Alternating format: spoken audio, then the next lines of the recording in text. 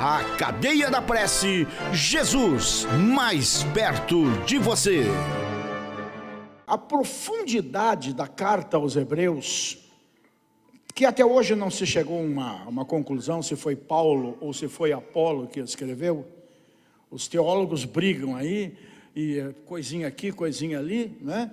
Mas a grande verdade é que toda essa palavra aqui, embora tenha sido anotada por homens, ela foi inspirada pelo mesmo Espírito, o Espírito de Deus. Então, Hebreus de 1 a 4, só esses 4 versículos, diz assim: havendo Deus antigamente falado muitas vezes e de muitas maneiras aos pais pelos profetas, a nós falou-nos nesses últimos dias pelo Filho, a quem constituiu herdeiro de tudo, através do qual também fez o mundo, o qual, sendo o resplendor da sua glória e a expressa imagem da sua pessoa, e sustentando todas as coisas pela palavra do seu poder, havendo por si mesmo feito a purificação dos nossos pecados, assentou-se à direita da majestade nas alturas, tendo se tornado tão superior aos anjos, quanto herdou mais excelente nome do que eles. Amém? E o que me levou a esse texto foi que o tal pregador,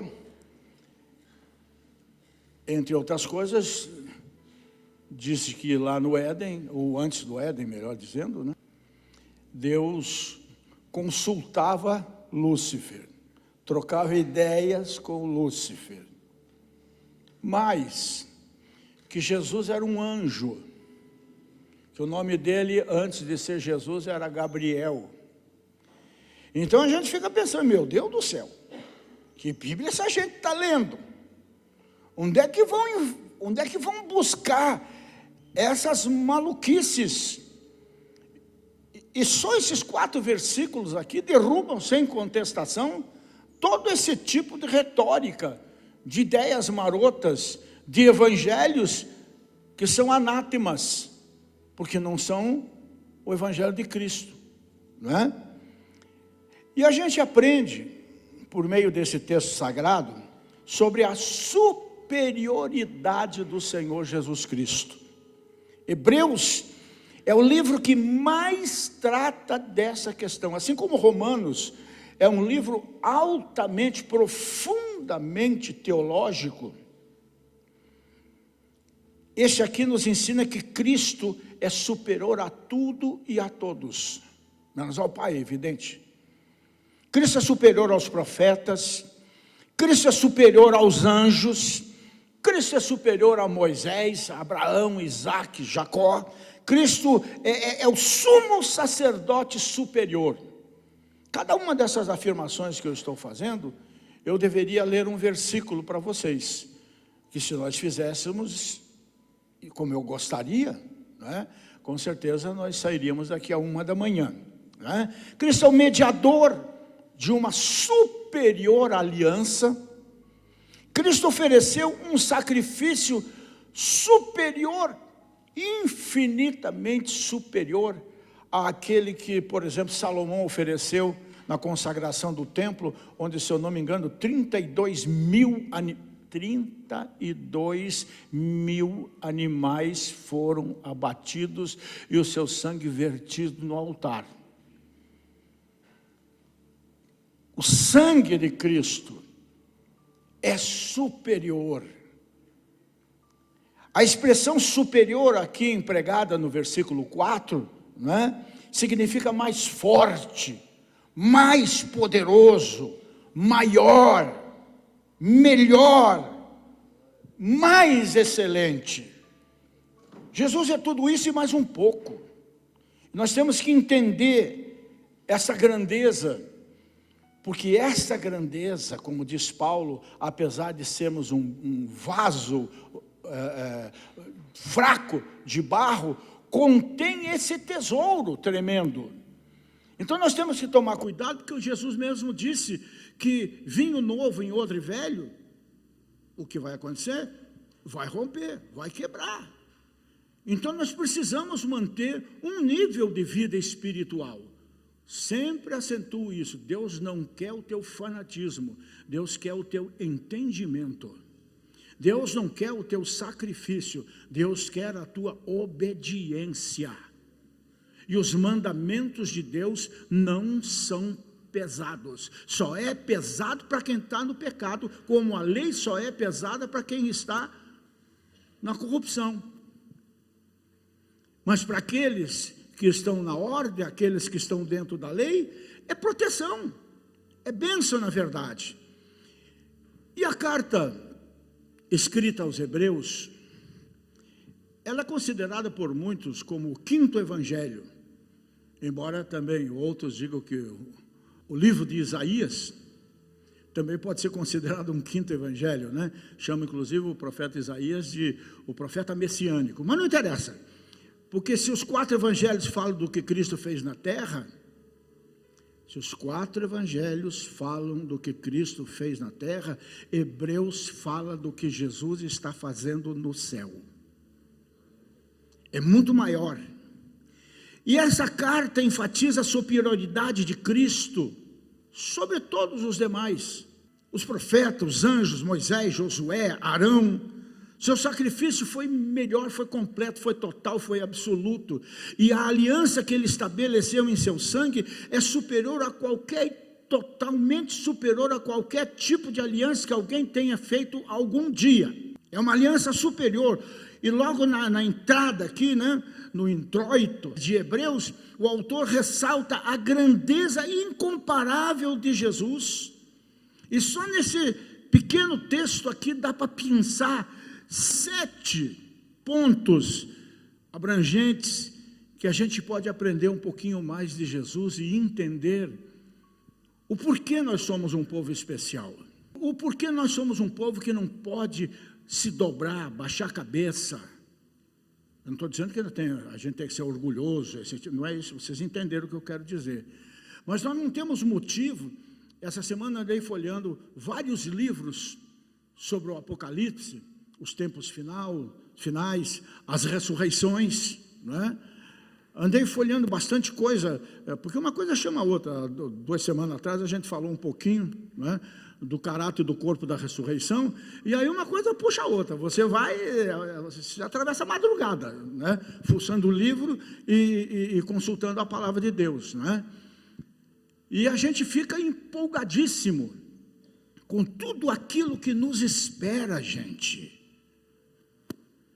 E se eu estivesse no mundo, ou se eu estivesse afastado de Jesus, ou se eu estivesse em pecado, eu confesso que nem todo o Rivotril do mundo ia me acalmar. Eu não ia ter sossego. Porque se a gente conhece o final do filme, o final do livro, que já está determinado, e a gente pode realmente se alegrar e não se preocupar com o que venha pela frente, com anticristo, besta, embora está tão cheio de besta aí, né?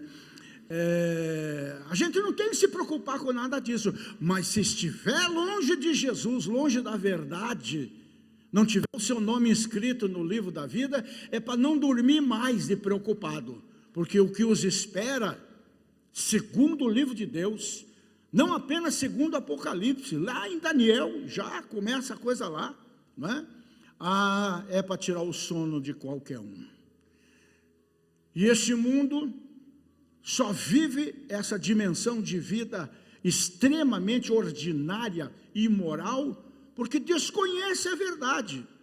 E o que é pior, desconhece como o avestruz, que temendo o perigo, é uma ave imensa, um pescoção comprido e uma cabeça pequena. E ela faz o quê? Ela procura um buraco, enfia a cabeça dentro e acha que está escondida.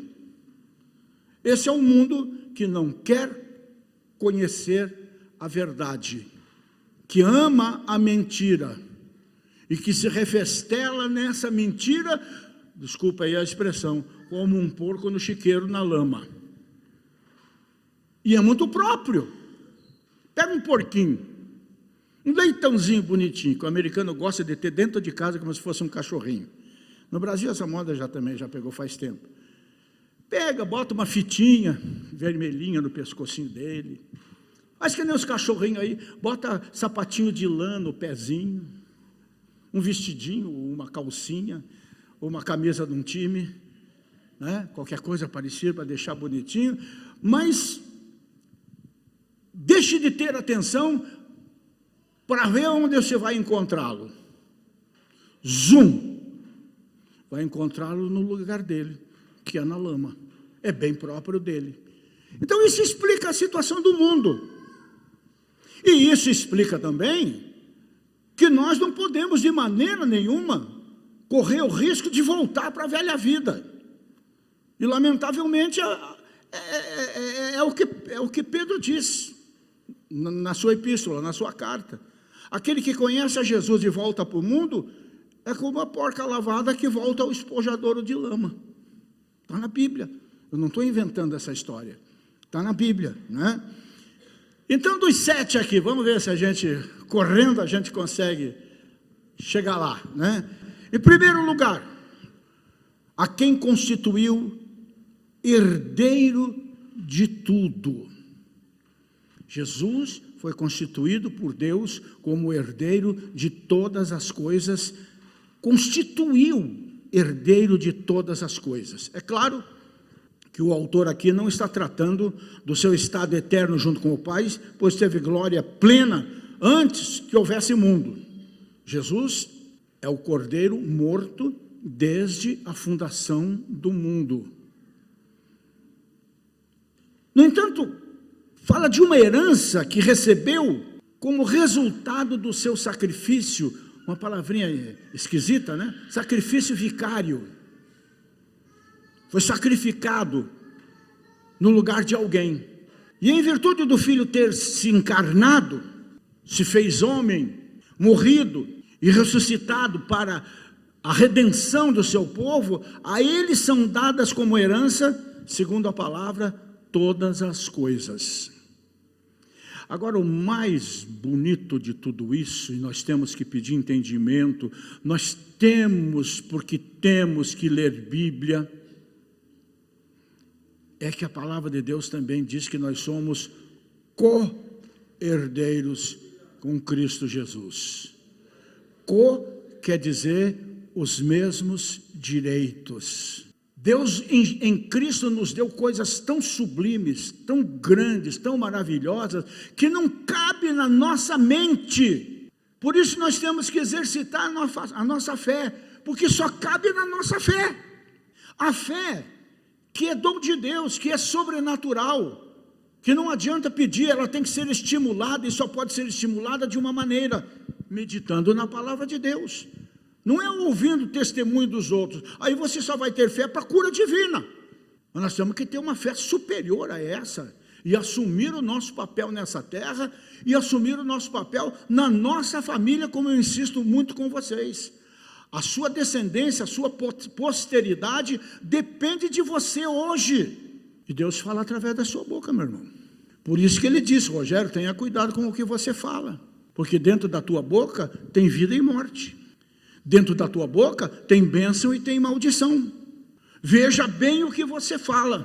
Por isso eu vou te dar um espírito de equilíbrio, para você não falar besteira, para você não se condenar, para você não se amaldiçoar e nem sequer amaldiçoar alguém.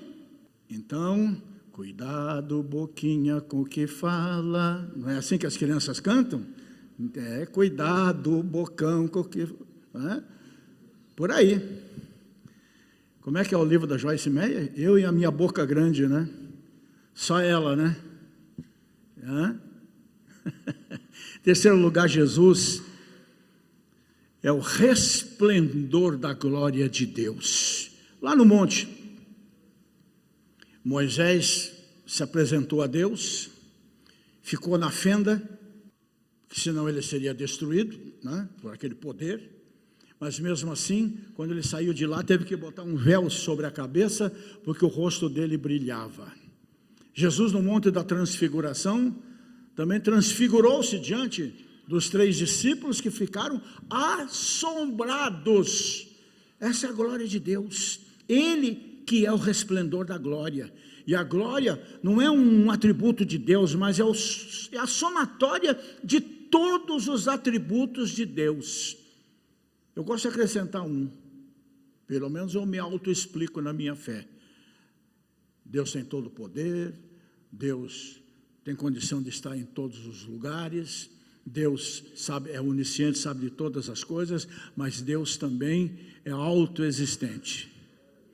Não me peça explicação, é muito grande para a minha cabeça, né? Jesus encerra em si mesmo todo o resplendor dessa glória divina. Estou falando isso para você tentar somatizar isso no seu coração, na sua mente, no seu espírito. Se Jesus é tudo isso, e através do Espírito Santo Ele vive em mim, por que eu sou só isso? Ou será que... Então é hora de se render a Jesus, corpo, alma e espírito, e o bolso também, se quiser prosperar, né? Então nós vemos Deus na face de Jesus. Quem vê Jesus vê Deus, pois Ele tem a mesma essência, os mesmos atributos e realiza as mesmas obras. Este é o autor e consumador da nossa fé.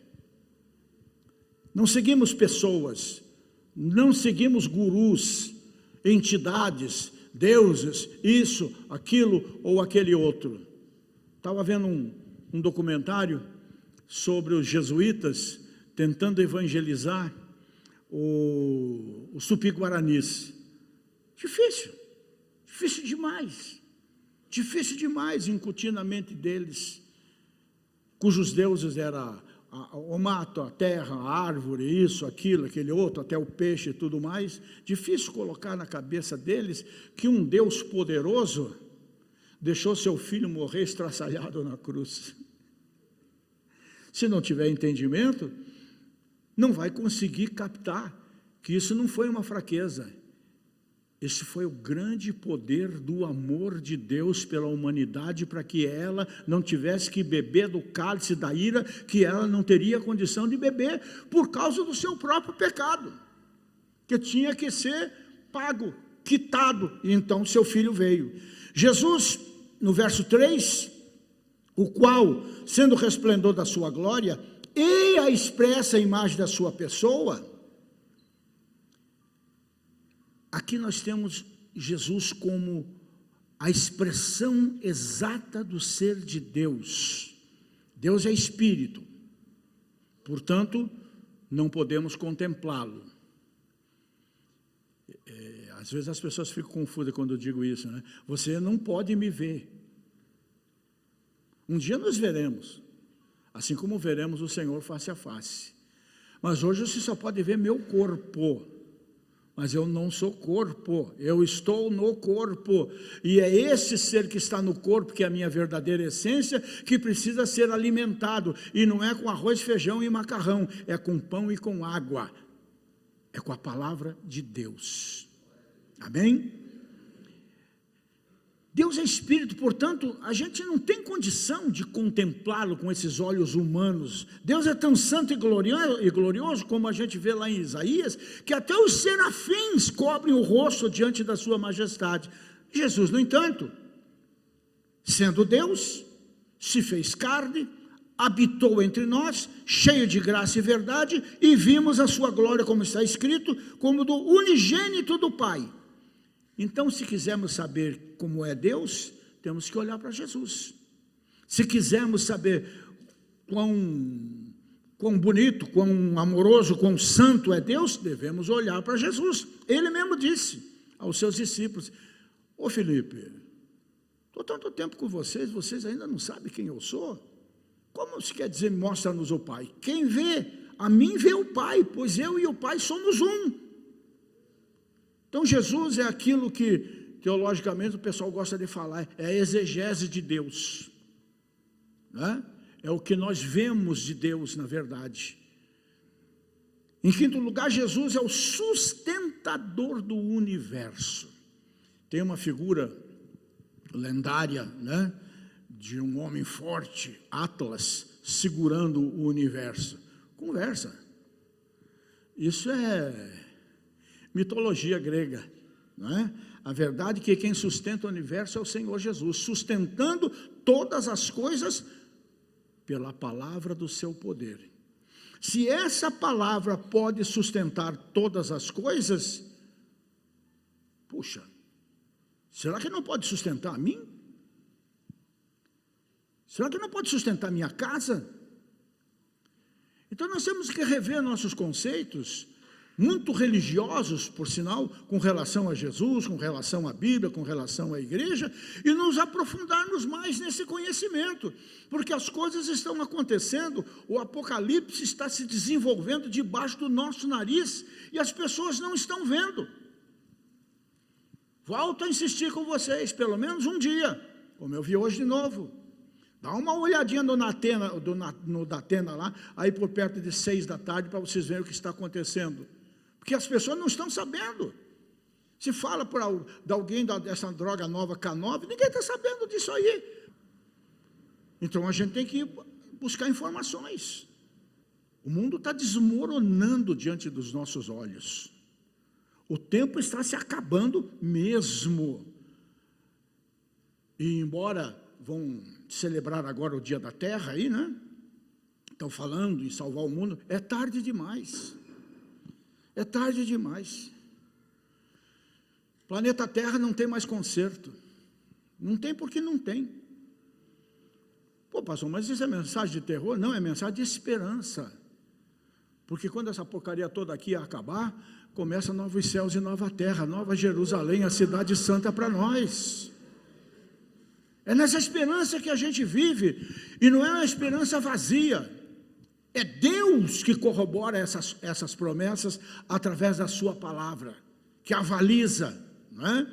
Em sexto lugar, nos diz a palavra que Jesus, no verso 3, ainda, né, sustentando todas as coisas pelo seu poder, havendo feito por si mesmo a purificação dos nossos pecados, assentou-se à destra da majestade nas alturas.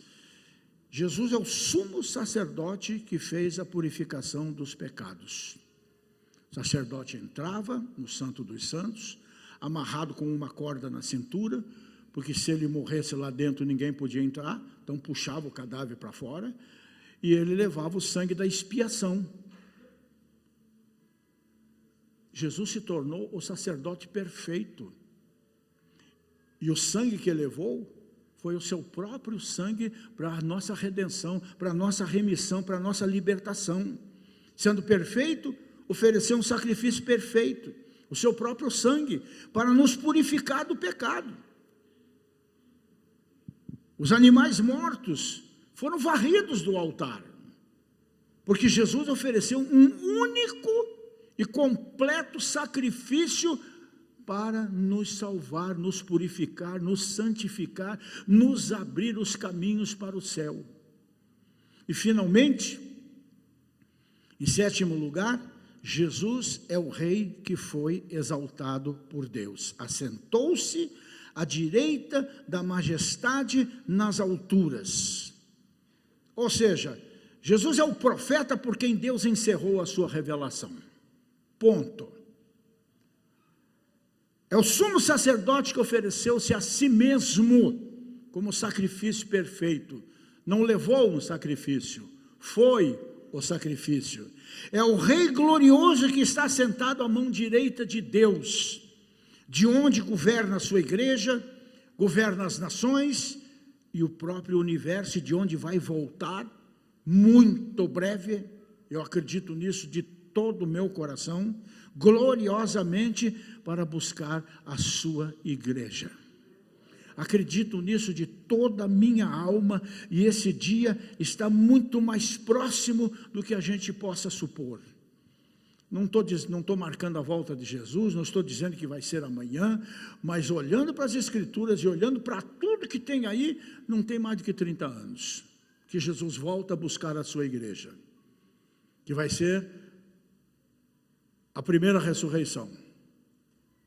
que é a ressurreição dos salvos, para depois de 1000 anos ressuscitarem aqueles que morreram em pecado, para serem julgados diante do tribunal, embora já estejam julgados pelas suas próprias culpas. E qual é a maior culpa?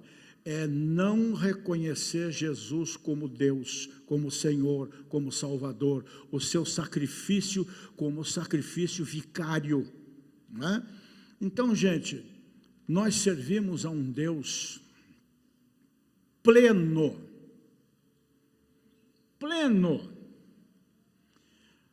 nós temos em nós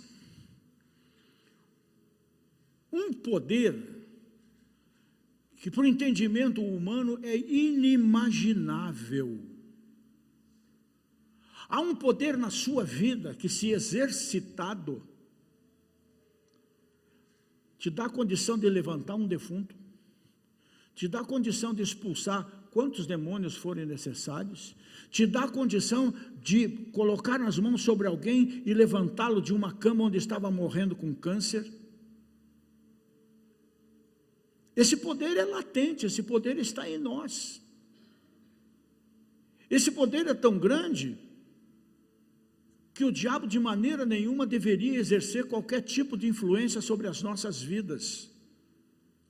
Não poderia ter licença para entrar na nossa família ou entrar na nossa casa e mexer nas panelas lá, deixando todo mundo aterrorizado. E, no entanto, a gente vive no medo, porque desconhece esse poder. E esse poder já foi liberado, é o poder do Espírito Santo, é a graça do Senhor, derramada sobre toda a carne. Sobre toda a carne está escrito, mas só recebe aquele que estiver aberto, vazio das suas razões, vazio de si mesmo, para ser cheio do Espírito Santo de Deus. Eu sempre peço isso a Deus: Senhor, quem sou eu para falar do teu amor, ser pastor de uma igreja como essa aqui e tudo mais? Dependo de ti 100%. Quero me esvaziar completamente desse velho Rogério aí, cheio de problemas, de ideias, de isso, aquilo e tudo mais. Isso aí não interessa nada. Quero me esvaziar de mim mesmo, para que eu possa me encher de ti, e então eu possa ter uma palavra que abençoe a igreja, que edifique a igreja, que leve esse povo não só à cura, não só à prosperidade, mas leve para a glória contigo. Amém? A Cadeia da Prece, Jesus mais perto de você.